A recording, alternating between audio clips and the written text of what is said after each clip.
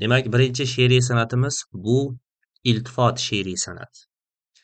Bu san'at ko'pchilikka notanish bo'lsa ham yoki ko'pchilikning qo'llanmalaridan hali joy olmagan bo'lsa-da, bugungi mumtoz adabiyotimizga xos bo'lgan, mumtoz she'riyatimizga xos bo'lgan savollarda tushmoqda.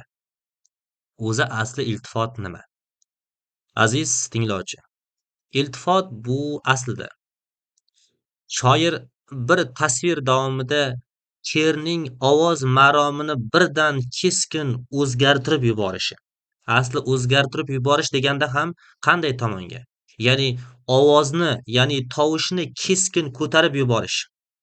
Asosan mana shu iltifot san'atida his-hayajon undovlari ishlaydi. Doim eslab qoling.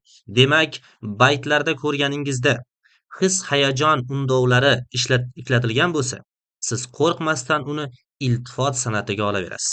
Bunga misol tariqasida ko'rishimiz mumkin.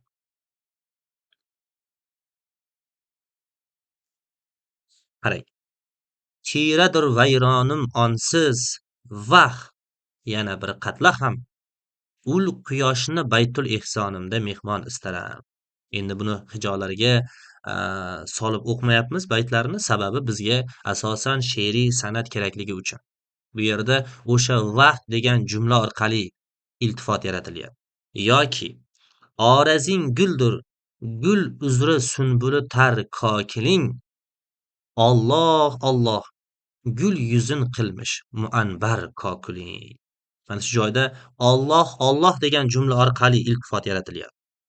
Sizga to'xtalib o'tadigan bir joyimiz mumtoz adabiyotimizda Alloh Alloh degan jumla chiziqcha bilan qaytarilsa, siz ularni murojaat, ya'ni undalma, qilishnosligimizdagi undalma deb olmaysiz. Nima uchun? Chunki turkiy adabiyotda bugungi turk xalqida ham Alloh Alloh degan jumla bu aynan his-hayajon undovsini bildiradi. Bizdagi voh, voh degan undov so'zlarga to'g'ri keladi. Shuning uchun ham mumtoz adabiyotimizda, g'azallar yoki mumtoz she'riyatimizda Alloh Alloh degan jumla chiqsa, murojaat emas, bu his-hayajon deya qabul qilasiz.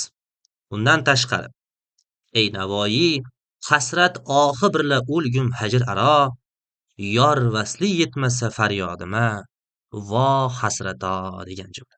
Mana shu voh hasrato degan jumlada shoir Navoiy ovoz maromini birdan ko'taryapti. Demak, iltifot san'ati bu bir me'yordagi ritmni, ya'ni she'rdagi bir me'yordagi ovozni keskin ko'tarib yuborish, asosan undov so'zlar bilan ko'tarib yuborishdir. Demak, iltifot san'ati mana shunday san'at hisoblanadi.